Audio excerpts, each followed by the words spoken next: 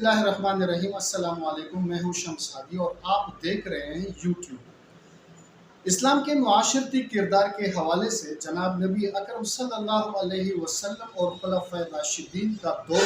ہمارے لیے آئیڈیل دور ہے، کیونکہ اسلام کے کسی بھی حکم، قانون یا کردار کے تعین کے لیے انہی ادوار سے رہنمائی حاصل کی جاتی ہے۔ دور نبی اور دور خلافت راشدہ کی تاریخ گواہ ہے کہ اجتماعی امور سے متعلقہ تمام معاملات ان مثالی ادوار میں مسجد میں ہی طے ہوتے تھے، اور جناب نبی اکرم صلی اللہ علیہ وسلم اور خلفائے راشدین کے خطبات جمعہ و عیدین میں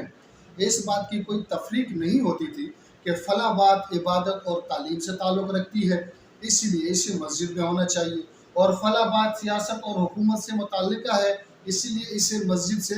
باہر کیا جانا چاہیے۔ مسلمانوں سے متعلقہ معاملات کا تعلق عبادت سے ہو یا تعلیم سے، سیاست سے ہو یا عدالت سے، معاشرت سے ہو یا تمدن سے، صلح سے ہو یا جنگ سے، تجارت سے ہو یا زراعت سے، اور مقامی امور سے ہو یا بین الاقوامی معاملات سے، ان سب کا تذکرہ مسجد میں ہوتا تھا،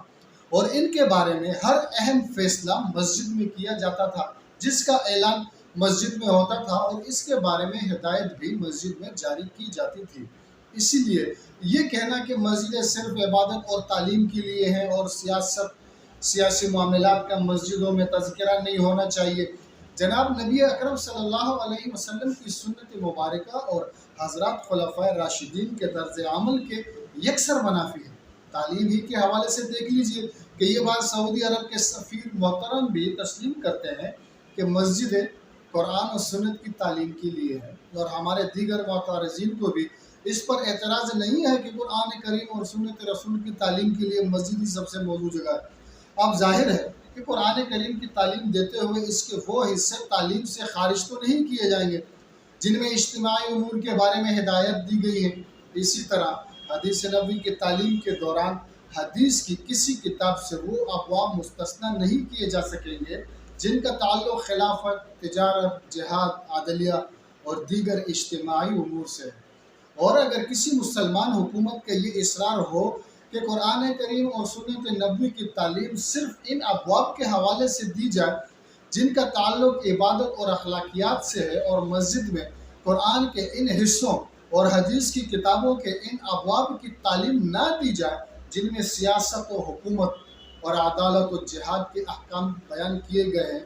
تو قرآن و سنت کے تمام احکام کی یکساں فرضیت پر ایمان رکھنے والے علماء کرام ایسے کسی حکم کو قبول کرنا کیسے ممکن ہوگا، اور ایسے مسلمان حکومت کے ان مسیحی حکومتوں کے درمیان کیا فرق رہ جائے گا جنہوں نے چرچ، پادری اور بائبل کو شخصی زندگی اور عبادت اور اخلاق کے دائرے میں محدود کر کے معاشرتی اور اجتماعی زندگی سے لا تعلق کر رکھا ہے۔ ہر جمعے کا اجتماع صرف اس لیے نہیں کہ خطیب اس میں حالات حاضرہ کے مطابق عامت المسلمین کی رہنمائی کرے، بلکہ اس لیے بھی ہے